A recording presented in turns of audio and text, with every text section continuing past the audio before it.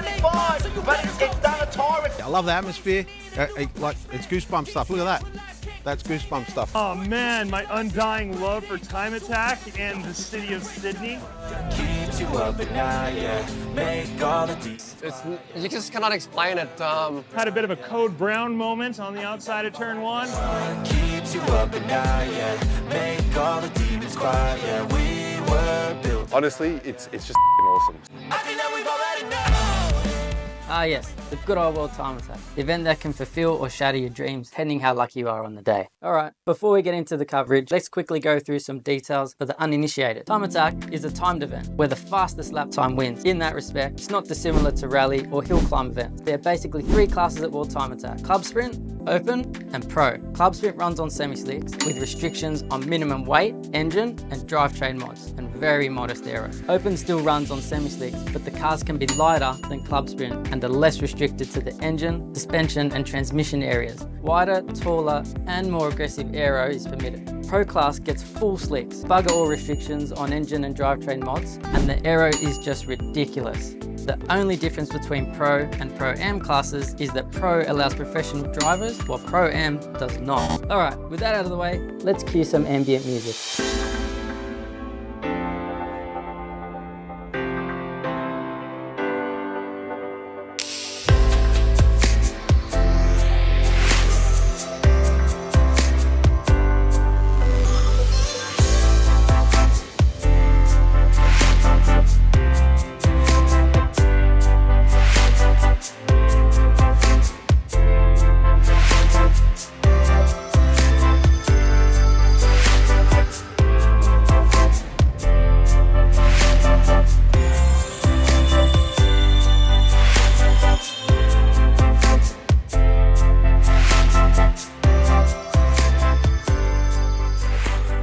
Been to events all around the world, from F1 to Le Mans, but I always look forward to coming here to World Time Attack. Seeing all these turbo cars shoot out, absolutely max out their engine builds just to get that, half a second down the line, unbelievable. I think Time Attack is so special because you take a lot of really talented people and give them a blank slate to create something. You look at all the cars are so unique. There's no spec builds here. There's not one approach. There's no one size fits all. I'm not fit enough to do long races. I don't like the idea of people banging into the car and fixing panel damage, so it's really just the only person I'm trying to beat is myself. World Time Attack organisers figured the last weekend of August would be cool enough for turbocharged race cars running at their limit. Sydney weather figured otherwise. What the morning news described as unseasonably hot day translated to 35 degrees at Sydney Motorsport Park.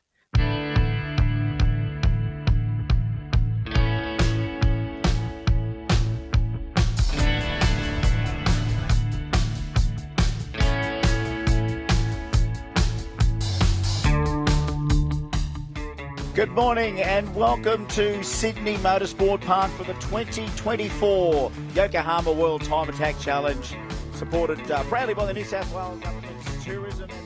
We're here supporting Ferris and a few other races, and it's just been awesome for us so far. And he really pushes hard.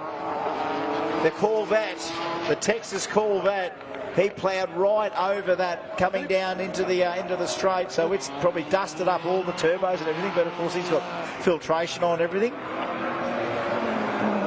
So Ferris is now going to try and get the Corvette around. Good little sparks coming from the under tray there as it bounces through some of the bumps here at Sydney Motorsport Park. So it's probably easier for us to say what issues we didn't have with Ferris's car. It hasn't been easy, all the way from logistics, getting the car into the country, swapping out and retightening all these different things around the car. Unfortunately, it had a pretty hard season over in Japan, so it's come to us, and yeah, we've tried to refresh it as much as possible. We had an issue leading up to the race weekend where we found metal shavings in the oil filter, which warranted us stripping down all the way down to the bottom end, getting new bearings in and doing some things to the block.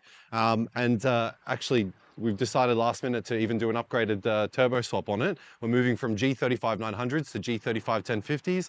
Luckily, Ferris knows how to drive this setup because he's got this exact setup on his other Corvette. So fingers crossed he pulls through and gets an awesome time out tonight.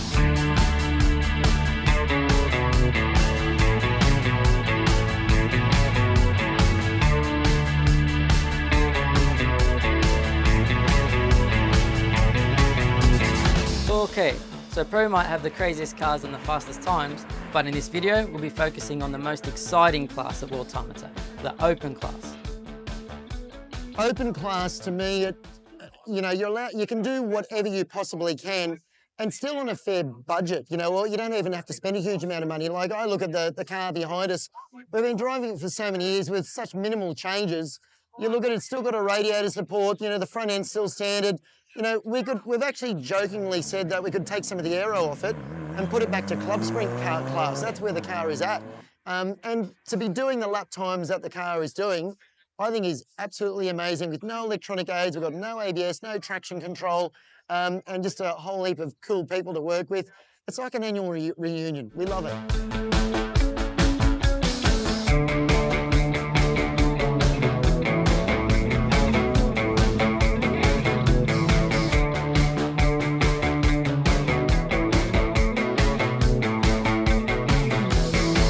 Open Class is a dogfight. What I like especially now about Open Class versus Pro Class, we're now on slicks, tons of aero. It can narrow up the gap in driver ability. The Open Class car, you have to be a top shoe. You have to have excellent car preparation, aero to the max, brakes to the max. Everything has got to be just dialed, and you're on the spec tire. Everybody's on the same tire. That's the equalizer. Well, started in 2008, and I think I missed 1 year. So, yeah, many, many years, mate, and absolutely love it. I wouldn't want to be anywhere else.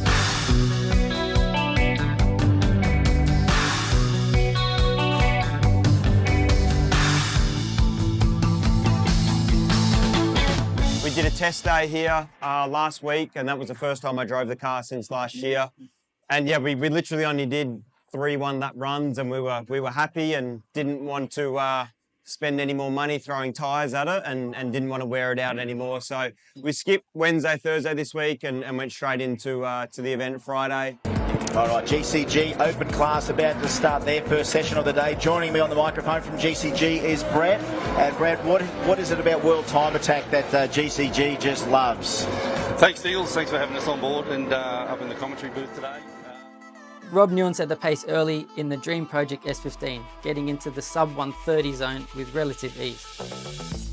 Brandis moved into the second spot in his black R32 Skyline with a 131.61. Well, I'll tell you what, Johnny Boston driving the motive video car through. What about Boz? Boston was snapping at his heels with a 131.66 in the motive video S14. Come on, Cole. Cole Powelson moved into fourth with a 132.88 in the core STI. So it's a Datsun 1600. I bought it as a non-going car. It was an old race car. And yeah, look, I've always liked time attack racing and evolved over the last few years to what you see today. Yep, so it's a SR20. It's got a Borg Warner AFR 7670 turbo in it, and it's got a Samsung sequential gearbox. But look, I do it because I like it. I think it looks good. It's different. Masks my poor driving if I can make the car faster. So yeah.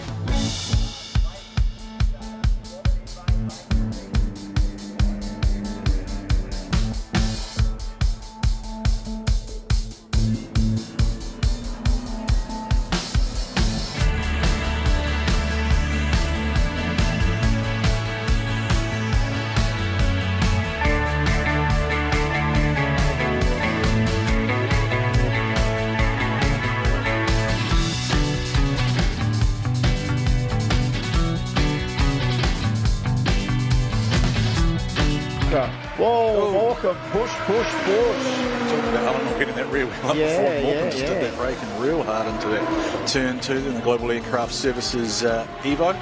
The leader table changed again when 2022 Open Class champ Nathan Morecambe smashed out a 127.02 lap, moving into the lead. Here we go. And I'm looking at a different type of car too, right? Front wheel drive.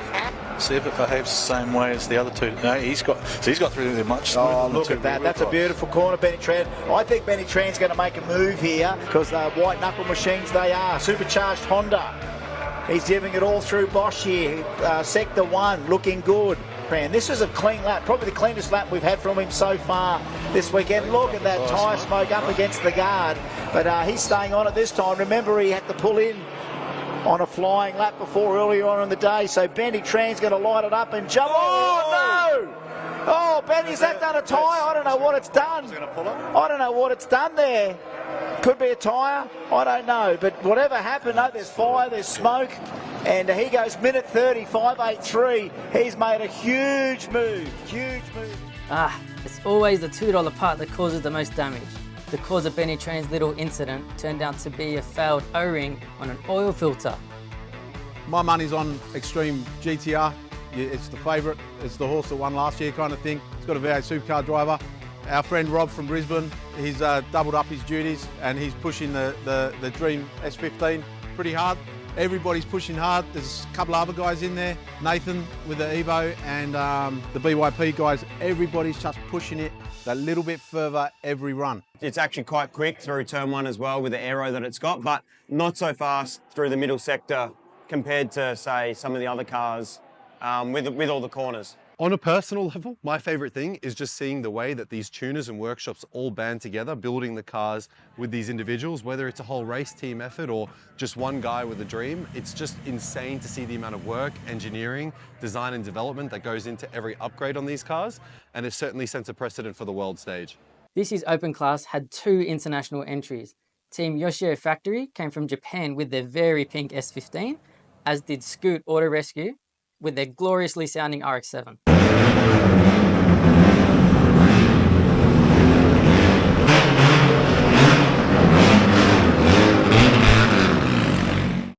So, at the end of day 1, the Open Class leader table saw Morecambe in the lead, with the reigning champions Extreme GTR failing to post a time. But all that was about to change.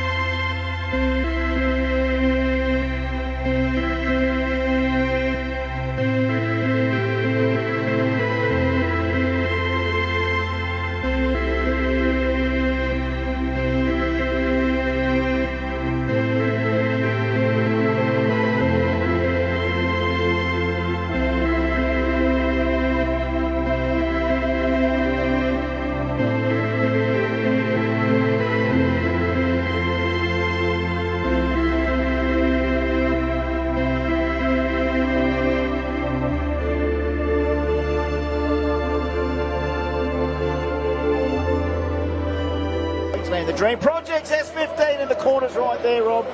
Yes, he got it stopped. He got it stopped. He's recovering, and Jimmy's not in a really good place to have Grumble come past him. Oh no, that's definitely it's got dirt, it's got grass, it's got all sorts of things on it. He's been good here. That's the thing that just deafened me. Oh, Cole!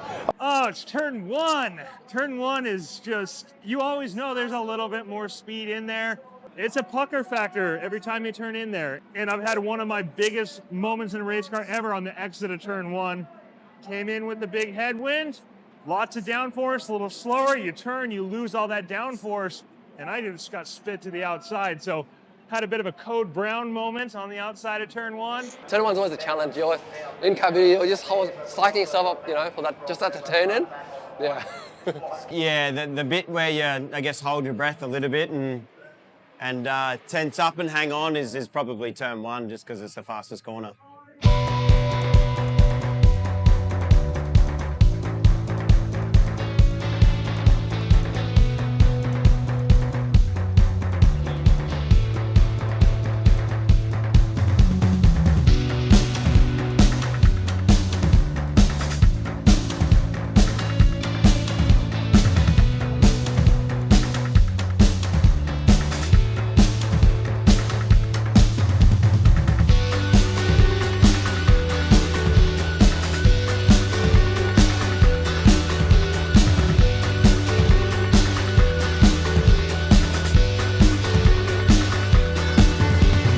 Ultimately, Ferris has gone faster than he did last year. He's now managed to run a mid 125 second lap. We're now pushing to see if we can get him into the 124s. Obviously, we've got some very, very tough competition as well. The guys from R8 1-to-1 are currently leading the pack. Yeah, they're setting a really strong precedent and keen to see if we can knock them out of the park.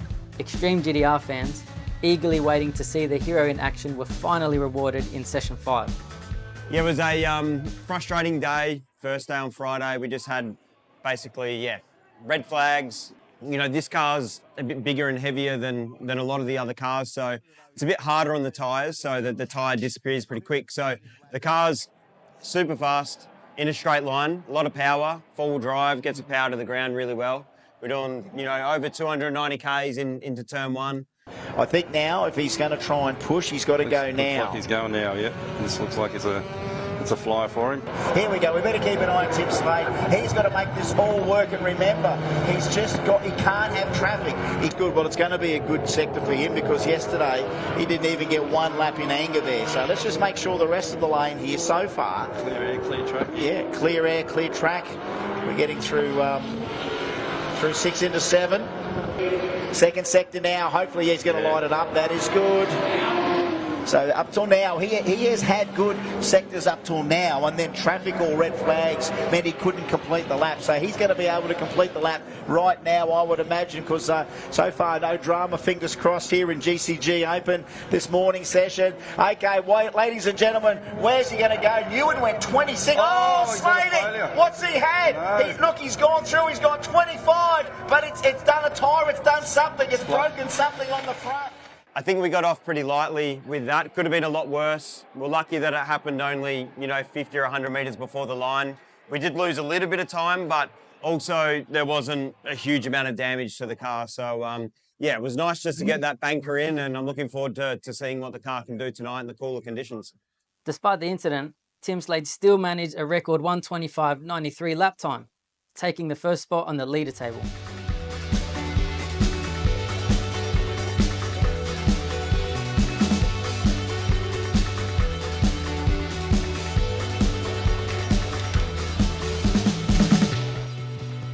Rob Newen shaved off 2 seconds from yesterday's best. Enough to lead from Morecambe, but just not enough to beat Slade.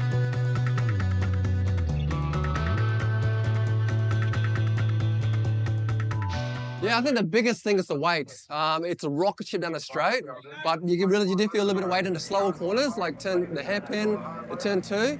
But from that 120 above, you actually really start to feel the aero of these cars. Yeah, it's more aero than my Pro-Am car.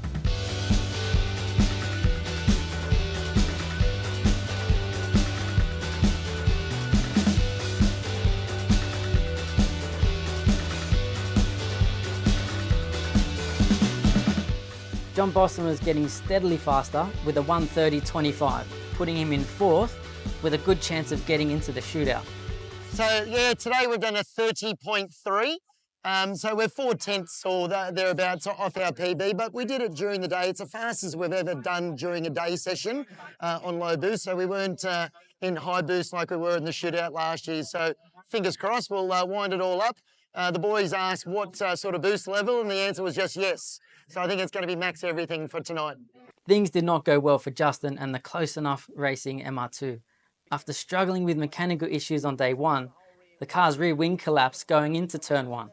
Probably the worst place you could lose your rear wing. Do anything worse than just spin around. He's cleaned up a Yokohama sign, and he's... Midday sessions did not bring out any changes to the top 10 as the cars struggled in the heat. Turns out turbocharged engines don't care much for hot weather.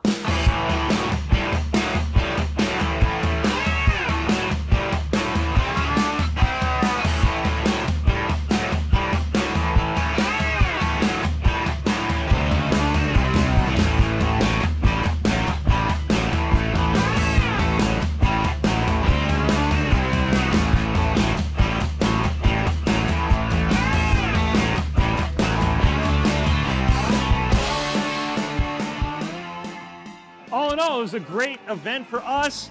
We were able to pretty much match our time from last year. Turn up the boost for the last session today, and it didn't like it. So I think we asked a little bit too much out of the engine today. We ended up with really high crankcase pressure. I think something inside is maybe a little bit damaged. So not ideal, but all in all, we showed that it's a very competitive car for the level of build that it is, and we had a good time doing it. 37.9 last year. No PBs this weekend. It's been, look, not great, but we're here and we've had some fun, hung out with some mates and enjoyed it. It's unreal because it's 2.2 litre. We're running every session 1,000 horsepower. Yeah, and it's just going, and it's just more managing things rattling off the race car, but the engine internally is so good. This is the first year we had good reliability. Yeah, the aero car is lots of fun. I think for any person that drives a race car, the more power and grip you give them, the bigger the smile is going to be on their face. So it's very enjoyable to drive. It's just the faster you go, the more grip you got, basically. The two Japanese teams competing in the Open Class, Scoot Auto Rescue RX-7 and Team Yashio Factory S15, finished 9th and 12th respectively.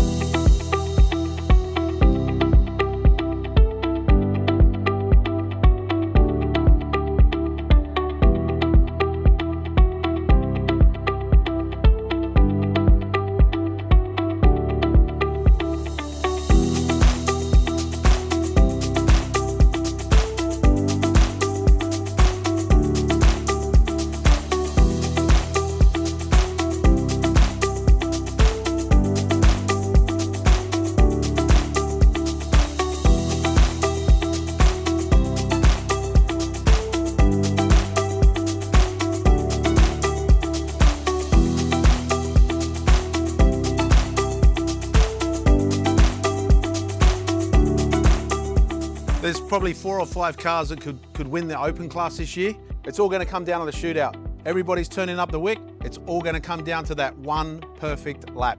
With BYP Integra fixed, all teams in the top 5 shootout were in with a shot at the title. The Super Lap shootout was going to live up to its name.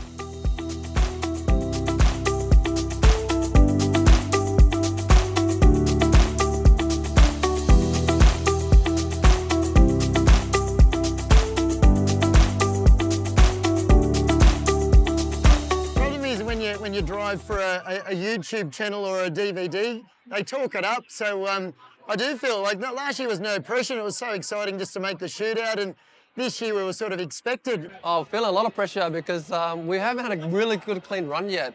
They finally split the Open Class into 2 groups, the quicker cars. Even in the morning, we didn't get our quickest lap was like clean, so I'm hoping the conditions are good for a shootout. And then we can turn everything up, new tyres. The cars definitely can win it. It's just up to me and just get a little bit of luck in motorsport. That's all we need. My favourite part of the event is probably the shootout. Couple of reasons. Normally, the trade stand is packed up. We finish for the day. We go upstairs. We have a couple of beers. The air's cooler. Everybody's on edge. Every team is standing in the pit garage. I love it. I love the atmosphere. Like it's goosebump stuff. Look at that. That's goosebump stuff.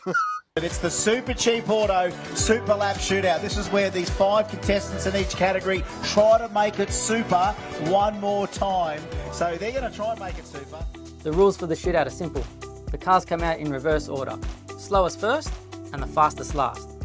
Each car gets the whole track to itself for 1 warm-up lap, 1 hot lap, and then 1 cool-down lap. Pretty simple. Auto Super Leap shootout lap. Does it run fast enough to unseat John Boston in the 4th position? Comes on over the line. Benny Tran pops in and a 1:28.053 to go to 4th.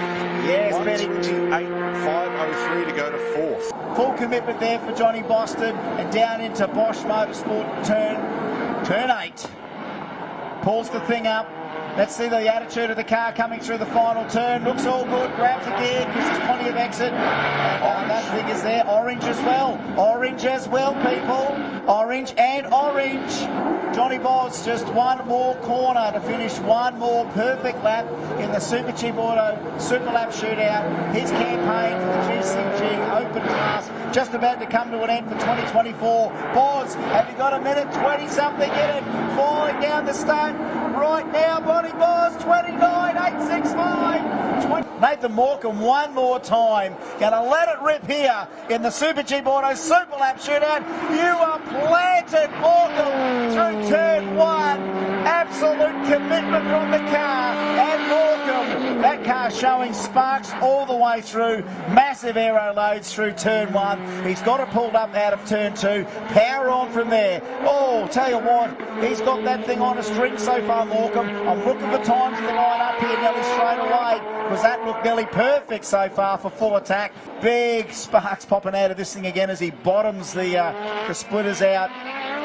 Power on, much room left, not much room left there at all. Sector 2, no banana there either, so maybe we're on track for still a 27 something, but maybe not a 26 here. So this might be all she wrote there for Nathan Morecambe. You can't say he hasn't tried hard enough so far, but who knows, wind that dial one more time, give yourself 2 more corners to let it all leave. This is the last chance they've got. Throws it down through the finish line. Right now Morecambe goes 25.883. 25.883. 25.883. Look at the crew. Look at the crew. Where did that come from? Where did that come from? Background when we split the screen was the Dream Project S15, just fully bottoming out that bottom tray. This thing is on an absolute flyer. We're looking for some sector times now from Rob Newen. They've got this thing wound up. That SR20 with plenty of power parts in the car. He's orange in the first sector. Hold on a sec. Oh, Newen, a big moment there. He managed to gather it up. He is giving 110%. Makes the car red. Horsepower on the outside. Horsepower on the outside. It might have affected him there, but he is throwing everything into this as well. He might light up orange. Remember, Morecambe didn't light up anything into the last sector. Newen's already exciting us here with glimpses of orange. Comes out through Posh Motorsport, turn 8. Power on the exit. Plenty of green. He's green. He's up green. He's gone green, Newen. He's gone green in this turn. It's now or never. All or nothing. Full commitment from Rob Newen. This guy just continues to deliver pure driving talent, fast on demand. It's all clear. It's horsepower central. Wind that SR20 out and you can take no more. Here he goes, Newen. last final lap, he goes through 25.543. Oh boy! Oh, Newen, 25.543. We are hearing screaming RB30 out the back. So much available horsepower. All right, here we go. A little bit of a lock-up. Got the brakes real hot. Did he have to correct there? We're looking for a second green. It's green for Tim Slade. Hold on to your helmets, folks. Hold on to your hats. Sladey, where is he? He's up over the hill. He's had to abort it. No, he's aborted. Oh, no. He's had to abort it. Something's happened.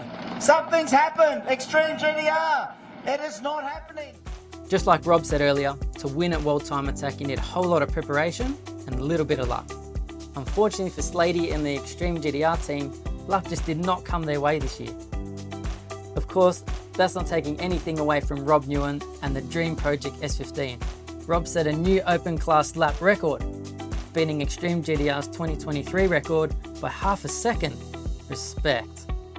It's the biggest challenge. It wasn't easy.